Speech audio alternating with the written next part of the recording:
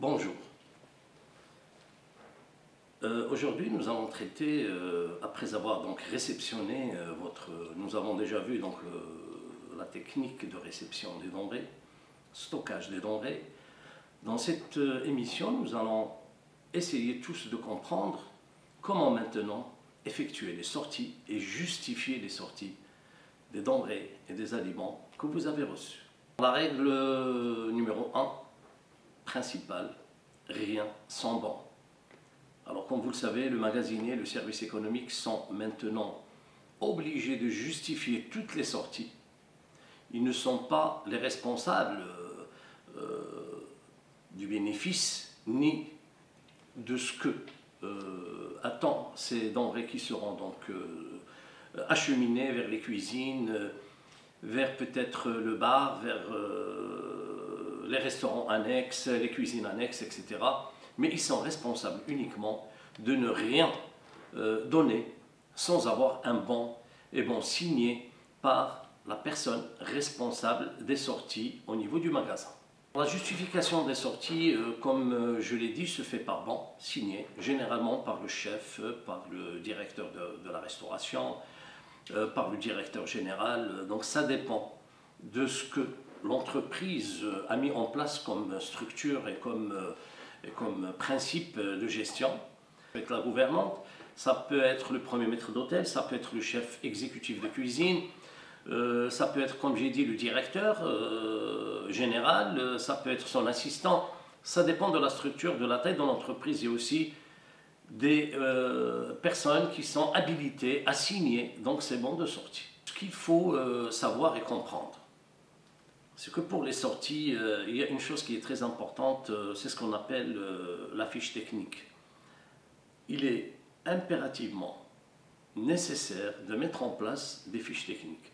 Alors les fiches techniques de chaque préparation, de chaque réalisation, va permettre déjà au niveau du contrôle de savoir combien de préparations ont été vendues, de savoir aussi est-ce que les sorties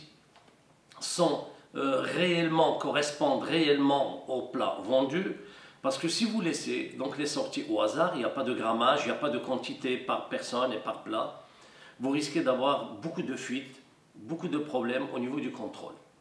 Et vous ne pouvez pas en aucun cas savoir combien de plats vous avez réellement vendus. Est-ce que les sorties au niveau du magasin correspondent réellement au nombre de clients qui ont fréquenté votre établissement, etc., etc. La fiche technique, c'est un document qui va mettre déjà donc l'appellation de chaque préparation, de chaque réalisation. Ça peut être un cocktail au niveau par exemple du bar, ça peut être un plat, une entrée, suite, un dessert, ça peut être également une pâtisserie. Et la fiche technique va permettre aussi de savoir le nombre, c'est-à-dire les ingrédients qui correspondent à cette préparation. Est-ce que c'est pour une seule personne, pour deux personnes, pour trois personnes, pour quatre personnes, etc. La fiche technique également, c'est un document qui permet de standardiser la qualité. C'est-à-dire, si on donne 150 grammes de viande aujourd'hui, il faut que le client, s'il repasse demain, il va trouver 150 grammes également de viande. On ne peut pas servir 120 grammes aujourd'hui, 200 grammes demain et 80 grammes dans le troisième jour, etc. Donc il n'y a pas une qualité standard. Et la qualité standard aujourd'hui, c'est ce qui est recherché par la clientèle. C'est qu'ils essaient de retrouver la même composition du plat pour justement revenir dans votre établissement parce qu'il va devenir ce qu'on appelle un client fidèle à votre établissement. La fiche technique donc va permettre au niveau du service contrôle, ça peut être le service contrôle F&B, Food and Beverage, ou le contrôle nourriture et boissons dans un établissement, pour savoir le nombre de sorties par rapport au nombre de clients. Généralement, quand il y a des bons pour les offertes, parce que l'établissement peut également offrir des préparations qui ne seront pas automatiquement vendues. Alors par exemple, il y a un groupe de clients qui arrivent dans votre hôtel. Normalement, comme vous le savez, ils se présentent à 10 h ou à 11 h.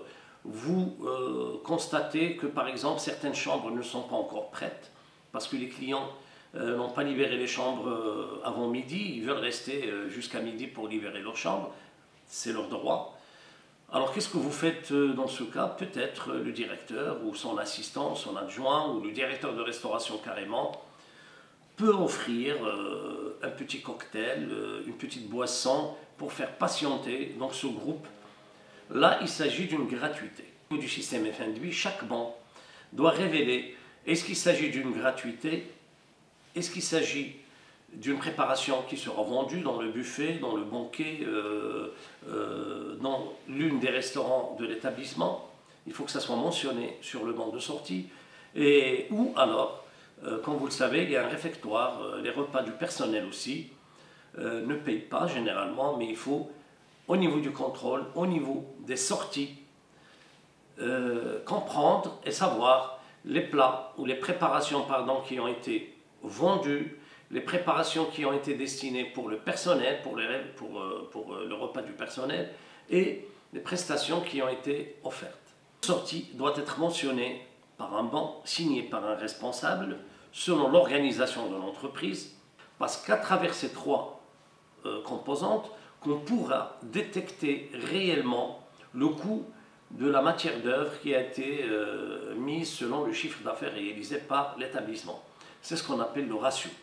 Parce que les chefs de cuisine, les chefs exécutifs généralement dans les établissements, on va leur communiquer un ratio, par exemple 30 ou 40%, par rapport au chiffre d'affaires réalisé. Et bien, le chef exécutif ou le responsable ou le directeur de la restauration doit faire coïncider les consommations des denrées alimentaires qui sont consommées. Il faut qu'elles soient comprises, par exemple, entre 30 et 40%.